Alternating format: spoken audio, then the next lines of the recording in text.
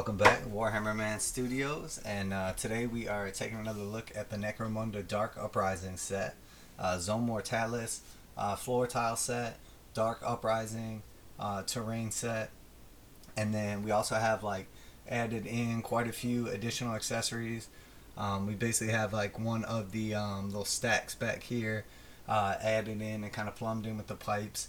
There is an extra set of the thermic plasma conduits added in as well, and then we have like a couple random little bits from other Games Workshop accessory sprues. Like we had like the little crane arm here that we basically like magnetized so you could put in any of the accessory spots. From that same little set, there is a little. Let me grab the other piece back here. Actually, there is basically like this little building deal, or this little control panel that goes on that set, and then all we did was, instead of assembling it into the little, I don't know what you want to call it, like control panel or whatever, we basically just made it into two different magnetized accessories that could go basically just wherever we want. So this one has like the little computer screen and everything, so picture that's like the one that controls the little repair guy over there. And then this is just like a really cool like industrial looking piece, so that's a cool little accessory you could kind of add on wherever you like. These are pretty slick and come in a lot of the different kits. So basically all we did for this guy was went ahead and took one of the situations that came with it, glued it here, and put drilled out the hole like usual, and basically put the magnets in there, permanently sealed that off. But now we can use that in conjunction with our kit basically to connect everything together. I did leave the top unglued so you can switch between like the little manhole cover or the fan setup that comes with it, and then that's just plumb straight magnetized in back there into the setup.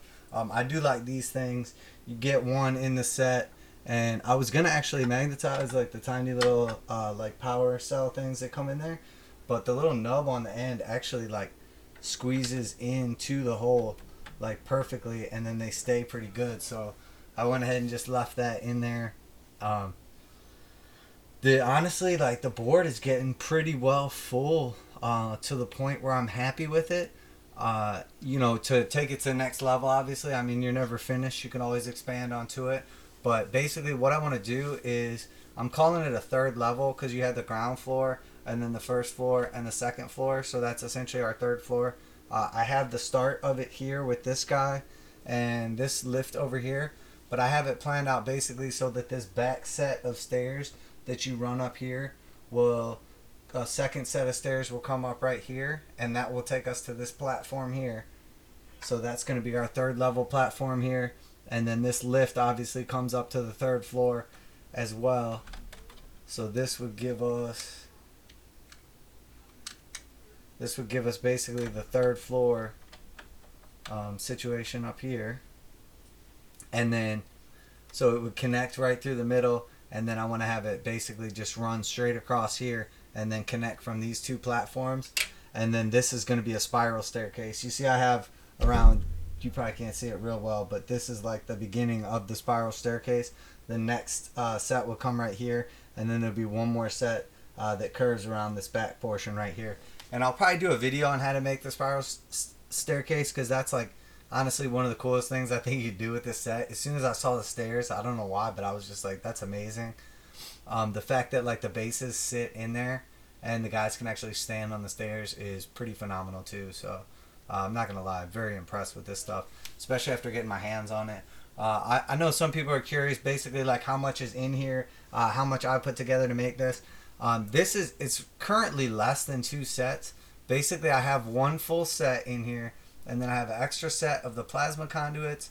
I have one of these guys, which if you've ever played Warhammer, you probably already have one of those. You may already have one set of the plasma conduits. So it comes with one normally, and then I have one extra set of them.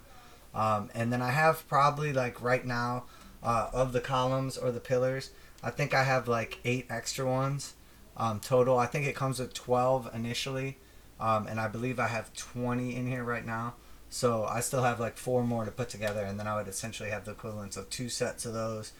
There's 1 total set of doors in here, 1 set of walls in here, which those obviously come in the initial. One box worth of sets, I should say.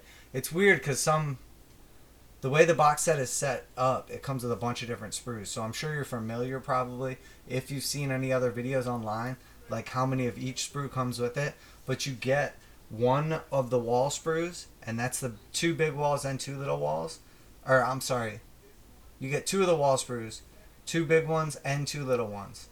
Sprues, that is. And then you get 1 set of the door sprues, and that has 2 big doors on it and 2 little doors on it. And then you get 1 set of the pipes.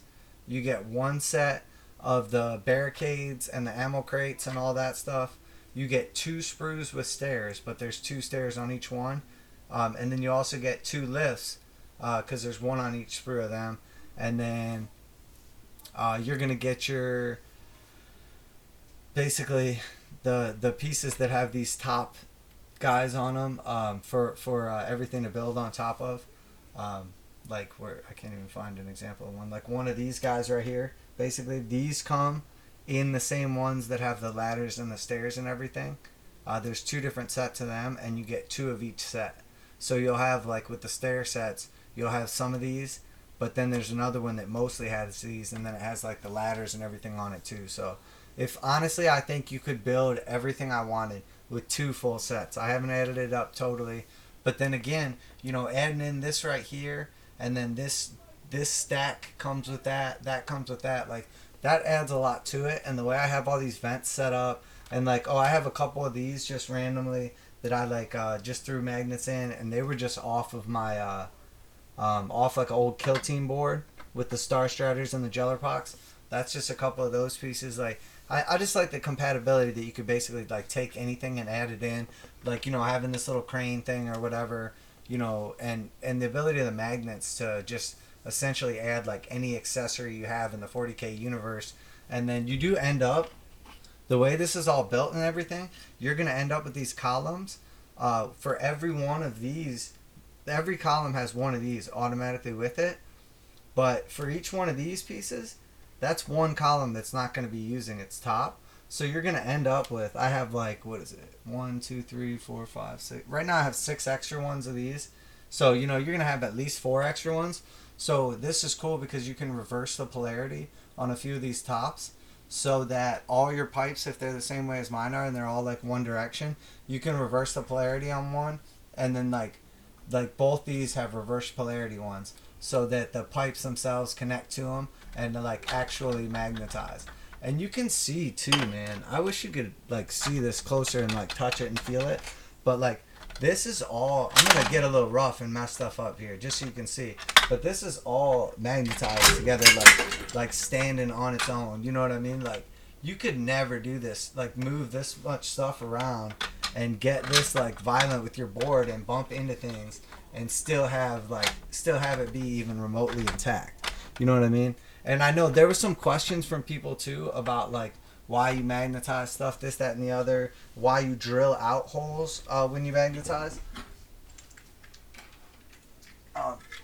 I've been playing this game for a long time. I mean, like over decades playing Warhammer and involved with this hobby and everything. And I've been doing like, I always joke around and say I've been doing conversions since before converting was cool. Like, and I'm not saying I founded the game or anything. There's a million people that do better conversions than me and done more conversions than me and probably love the hobby just as much, if not more than me.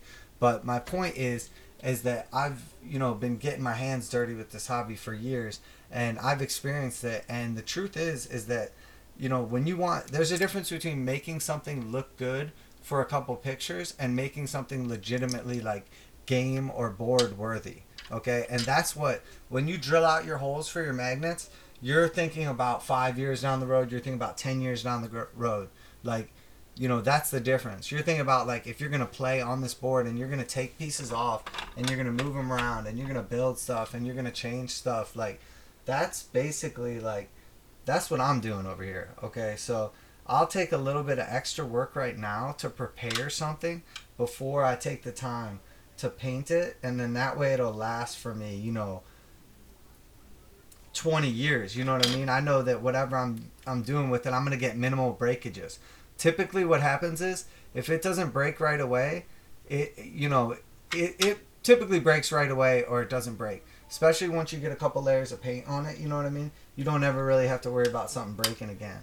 And another cool thing is too with these, you could basically, if you had like a double stack or whatever, or if there was a broken pipe or something like that, like you don't have to be like real traditional with these and put it exactly like, on top where I have it, whatever.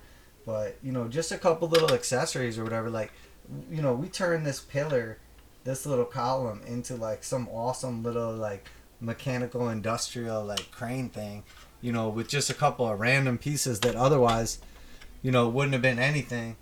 And, you could take these right here and put them wherever you want.